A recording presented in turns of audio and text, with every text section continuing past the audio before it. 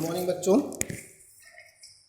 आज हम लोग गति के समीकरण पढ़ेंगे। क्लास 9th में जो पढ़े थे कल हम लोगों ने शायद गति का समीकरण पढ़ लिया था, तो आज हम पढ़ेंगे गति के समीकरण का ग्राफीय विधि से निगमन। क्या पढ़ेंगे? गति के समीकरण का ग्राफीय विधि से निगमन। ठीक है भैया, चलो देखो ध्यान से।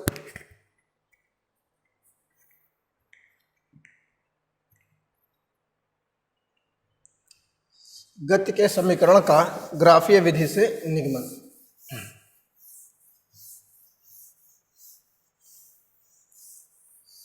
देखिए,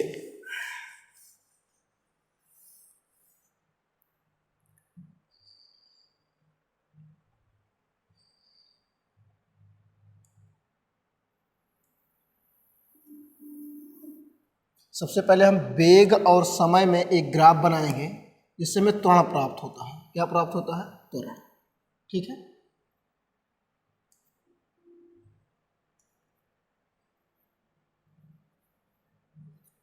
ये हो गया O, इसको बोलेंगे वाई एक्सिस, इसको हम बोलेंगे एक्स एक्सिस। ठीक है, और सपोज करते हैं अगर कोई कण यहाँ तक प्रारंभिक वेग से गति कर रहा है u से, और यहाँ के बाद उसका वेग धीरे धीरे ऐसे बढ़ता है और अंतिम वेग जा करके क्या हो जाता है v। ये हो गया इसका अंतिम वेग।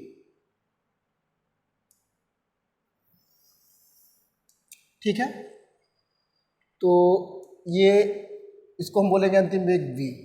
क्या बोलेंगे? v। ठीक है, ये तो आपका त्वरण a इक्वल टू होता ही है।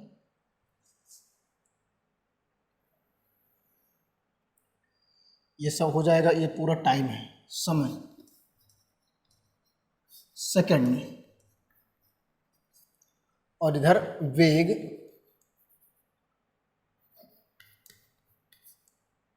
मीटर प्रति सेकंड में, मीटर प्रति सेकंड में। ओके, तो ये अगर t होगा ये, तो ये भी क्या होगा? t होगा। O हो गया ये A, B, C और D। ठीक है, कंफर्म हो गया कि नहीं? ये भी क्या होगा? t होगा। और अगर ये u है, ये भी क्या होगा? u होगा। ठीक है भैया, अब यहाँ अगर देखा जाए चित्रानुसार, चित्र के अनुसार अगर देखें तो क्या मिलेगा? देखो, चित्र के अनुसार क्या मिलेगा? चित्रानुसार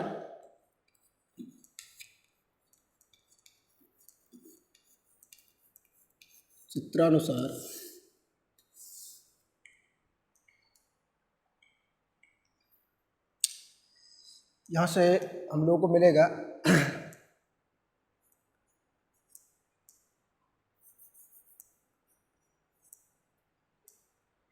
देखो ध्यान से, AC की वैल्यू C है, AC की वैल्यू V है।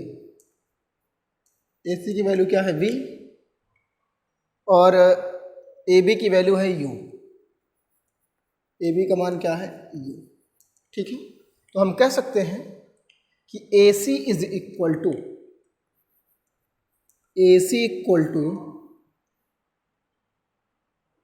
AB plus BC, AB plus BC। Okay, तो यहाँ से हमें निकल सकता है AB plus BC equal to AC। तो यहाँ से BC इज इक्वल टू जो निकलेगा सॉरी, यहाँ से जो BC निकलेगा वो AC माइनस AB। ठीक है, तो BC की वैल्यू क्या होगी? AC की वैल्यू क्या है? V, और उसके बाद में AB की वैल्यू क्या है? U। तो V माइनस U, यानी BC की वैल्यू हो जाएगी V माइनस। कोई दिक्कत तो नहीं है। अब अगला अगर लिखे तो हम जानते हैं, यहाँ लिख सकते हैं, हम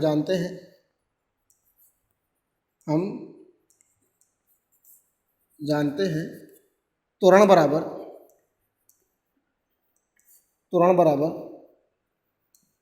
वेग परिवर्तन बटे समय। ठीक है, तो वेग परिवर्तन देखो ध्यान से दिया है, A बराबर वेग परिवर्तन है v minus you, upon t, इसके अपॉन में 1 कर दे, cross multiply, a T equal to v minus u, ये माइनस इधर आएगा तो प्लस हो जाएगा, तो a t plus u equal to v, v equal to हो जाएगा u plus A t. Okay, v equal to होगा यू प्लस ए टी। नोट करो जल्दी, पहला निगमन हो चुका, पहले गति का समीकरण हो चुका है, ठीक है। अगला देखो, अगला करते हैं।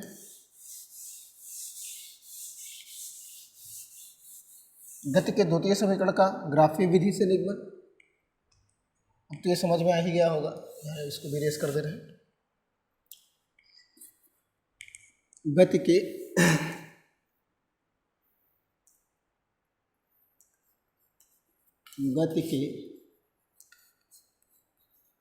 द्वितीय समीकरण का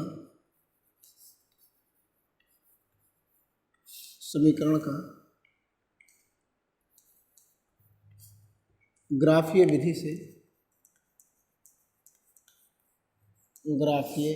विधि से निगमन।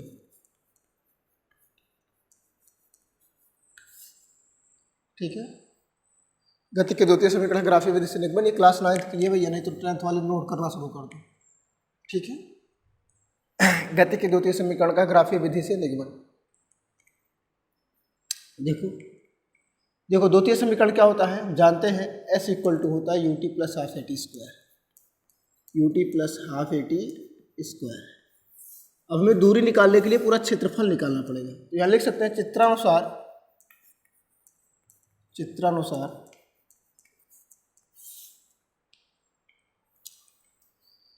दूरी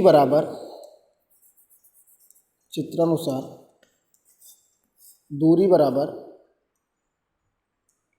त्रिभुज का क्षेत्र, त्रिभुज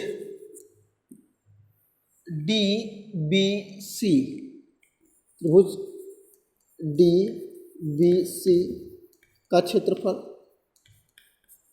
और प्लस आयत डी बी ओ ए का क्षेत्रफल, डी बी ओ ए का क्षेत्रफल। ओके, त्रिभुज डीबीसी का क्षेत्रफल क्या होता है, दूरी S बराबर 1/2 आधार गुणे ऊंचाई, और आयत का क्षेत्रफल होता है लंबाई गुणे चौड़ाई, ठीक है ना।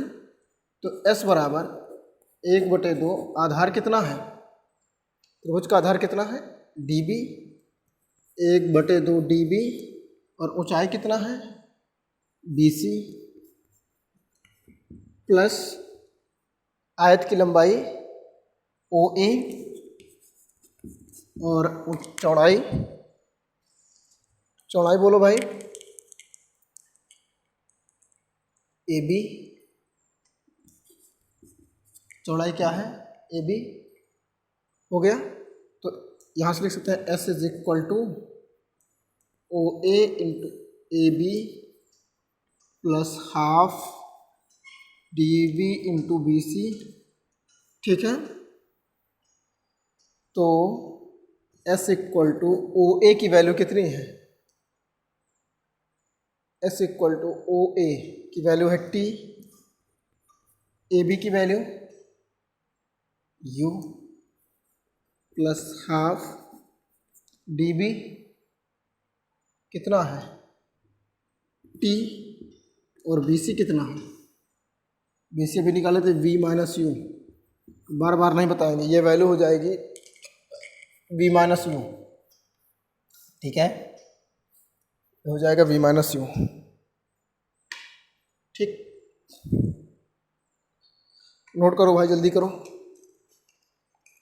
हो गया ना, जल्दी करो।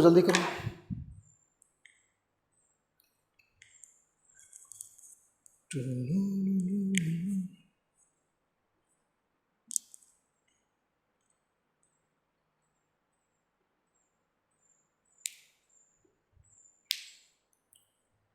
करो भाई, जल्दी करो, इरेज करें इसको। चलो इरेज कर देते हैं, मिटा देते हैं।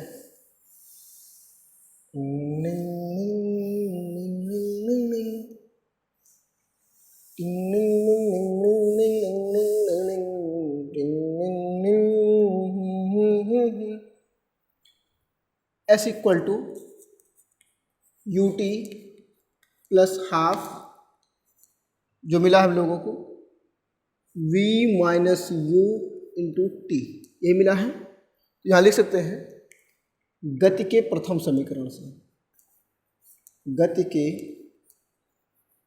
प्रथम समीकरण से, गति के प्रथम समीकरण से। ठीक है भैया, गति का प्रथम समीकरण क्या है? v is equal to U plus A T. तो जहाँ पे v है वहाँ क्या लिख सकते हैं? u प्लस ए टी, यानी गति का प्रथम समीकरण हम लिख दिए v equal to U plus A T. और इसे अगर हम स्टार दे दें तो यहाँ लिख सकते हैं समीकरण स्टार से। क्या लिख सकते हैं भैया? समीकरण स्टार से क्या मिलेगा? s equal to U T plus half, और v की वैल्यू क्या है? u प्लस ए टी माइनस यू, तो बाहर हो जाएगा t। ठीक है, u से u कैंसिल हो गया, यानी s इज इक्वल टू आ गया U T plus half A T into T, multiply कर देंगे तो s equal to U T plus half A T square, s equal to U T plus half A T square. जल्दी note करो, जल्दी करो।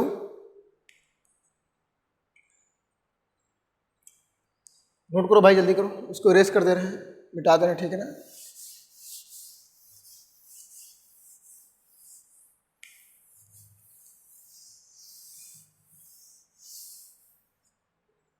अब लिखेंगे गति के तृतीय समीकरण का ग्राफीय विधि से निगमन। गति के तृतीय समीकरण का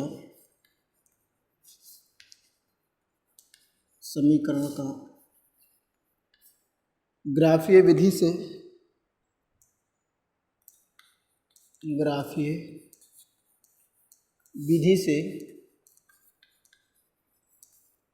निगमन, ग्राफीय विधि से निगमन। ठीक है, गति के तृतीय समीकरण का ग्राफीय विधि से निगमन। तो यहाँ से लिख सकते हैं दूरी बराबर, अगर दूरी निकालना तो संपूर्ण का लिख दो, समलंब का क्षेत्रफल। एक तरीके से अगर इसमें हुक फंसा दें हम ऐसे ऐसे, और इसे हम ऐसे पकड़ के ऐसे खींच दें इस डायरेक्शन में, तो जो हमारा चित्र होगा कैसे बनेगा? देखो ध्यान से, कुछ ऐसे बनेगा।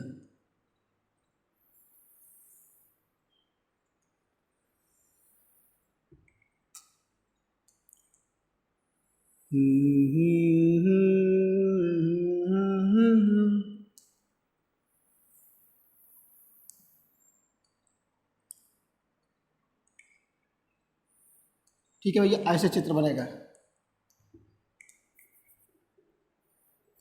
कंफर्म हो गया? जो चित्र बनेगा अगर ऐसे बना, मान लो ये तो पूरा तुम्हारा क्या होगा? v होगा। पलट गया चित्र, देखो ध्यान से कैसे पलटाए हैं।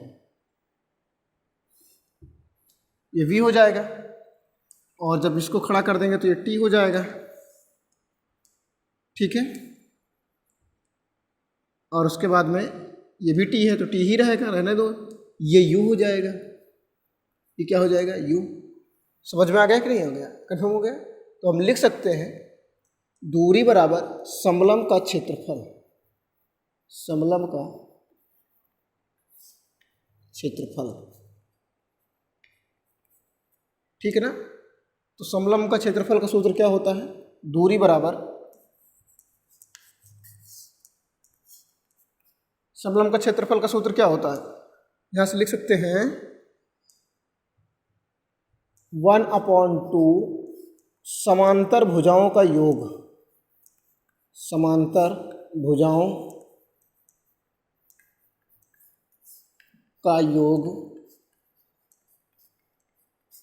और गुणे ऊंचाई, गुणे ऊंचाई। बात समझ में आई? ऊंचाई बात समझ में आई। नो शर 1/2 समांतर भुजाओं का योग। समांतर भुजाएं कौन कौन सी हैं, एक तो यह है v और ये एक ये, तो v प्लस यू, ऊंचाई क्या है t, कोई दिक्कत। तो यहाँ से हम लोगों को मिल गया s is equal to V plus U upon 2 into T. जल्दी नोट करो इसको, तो जल्दी करो भाई, ठीक है।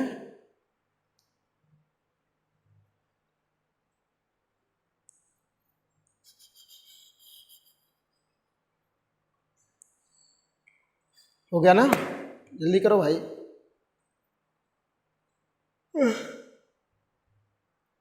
इरेज कर दे रहे हैं इसको।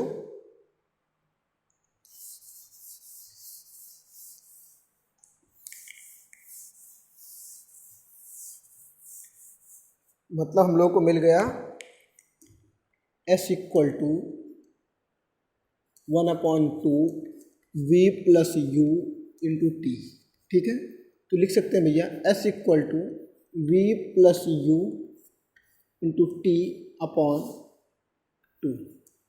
गति के प्रथम समीकरण से, गति के प्रथम समीकरण से, प्रथम समीकरण से, गति का प्रथम समीकरण क्या है, v equal to U plus A T है, ठीक है। तो इधर आएगा तो v माइनस यू हो जाएगा, इक्वल टू उधर हो जाएगा ए टी, मतलब A T equal to v minus U, T equal to हो जाएगा v minus you upon A, ठीक है। v माइनस यू अपॉन क्या हो जाएगा ए। तो यहाँ से लिख सकते हैं s equal to v plus U upon 2 into T की वैल्यू क्या हो जाएगी, v minus you upon A, ठीक है। ये हो जाएगा s इक्वल टू ऊपर हो जाएगा v plus you, v minus you upon 2a, इसके अपॉन 1 कर दो, क्रॉस मल्टीप्लाई कर देते हैं, 2as इक्वल टू इधर हो जाएगा v square minus u square, ये माइनस इधर आएगा तो प्लस हो जाएगा, यानी v square minus u square equal to 2as, ये माइनस उधर भेज दो तो हो जाएगा v square equal to 2as plus u square. तो हम इसे लिख सकते हैं v square equal to u square plus 2as, ठीक है भैया। तृतीय इक्वेशन मिल चुका है, ताली बजा दो।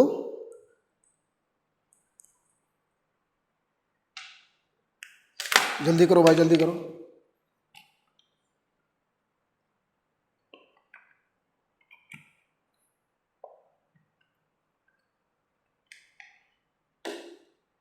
हो गया, हो गया भैया, नोट कर लो, जल्दी करो। इसको मिटा देना है, ठीक है ना, मिटा दे का भाई, चलो भैया मिटाई दो मिटाई दो मिटाई दो।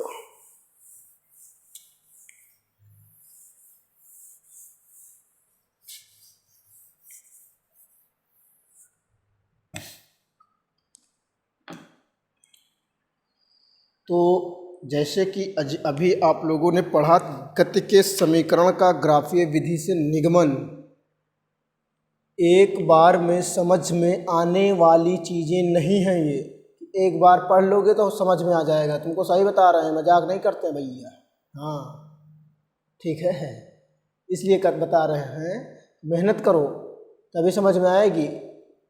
ये सोचो कि हम एक बार में पढ़ लेंगे, कोचिंग चले जाएंगे, ट्यूशन चले जाएंगे। कोचिंग पढ़ने वाले अच्छे अच्छे ग्राफीय विधि से निगमन नहीं करते 9th क्लास में, चाहे जितना मेहनत कर लो।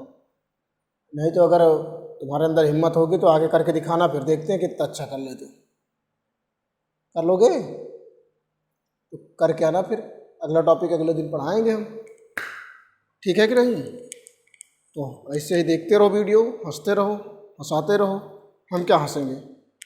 पढ़ो गधा, मूर्ख, 2-4 अक्षर पढ़ा करो घरा में, हैं? पढ़ा दो कि नहीं? पढ़ लो भाई, चलो ठीक है, ओके बाय।